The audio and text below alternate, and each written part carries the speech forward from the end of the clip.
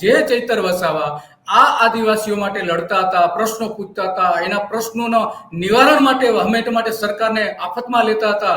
અને મનરેગા તો આ ગરીબ લોકો માટેની આખી યોજના હતી ને એમાં 2,500 કરોડ રૂપિયાનું જે કૌભાંડ બહાર આવ્યું. તો આવા પ્રશ્નો જે પૂછનારને આ સરકાર દબાવી દઈ રહી છે, કારણ કે આ જે વિકાસની વાતો કરે છે આદિવાસી વિસ્તારોમાં, એ વિકાસ ક્યાંય દેખાતો નથી. તો જે ઉમેશનો રિપોર્ટ છે, ઉમેશનો રિપોર્ટ આપણે જોઈએ આખો, અને પછી જે દર્શકોને જે કોમેન્ટ આવતી જશે તો એ વચ્ચે વચ્ચે પણ આપણે એની ચર્ચા પણ કરીશું. મારી પાછળ તમે બોર્ડ જોઈ રહ્યા છો, આ ભૂંડમારિયાનું બોર્ડ છે. અહીંયા થોડીક આવો તો અહીંયા ભૂંડમારિયા 0.0 તમને દેખાઈ રહ્યું છે.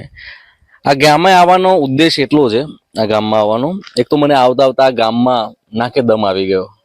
એનું કારણ એ કે થોડા સમય પહેલા તમે જોયું હશે કે છોટાઉદેપુર જિલ્લાના કવાડ તાલુકાના ભૂંડમારિયા ગામમાં એક સગર્ભા મહિલાને પ્રસૂતાની પીડા ઉપડે છે. અને અંતે ગામમાં રોડ અને રસ્તાના અભાવના કારણે એ મહિલાને જોડીમાં નાખીને મુખ્ય રોડ સુધી લઈ જવા માટે ગામના લોકોએ પ્રયાસ કર્યો. પ્રયાસ એમનો સફળ રહ્યો. જોડીમાં નાખીને ગામની બહાર જે મુખ્ય રોડ છે ત્યાં સુધી એ મહિલાને પહોંચાડવામાં આવી.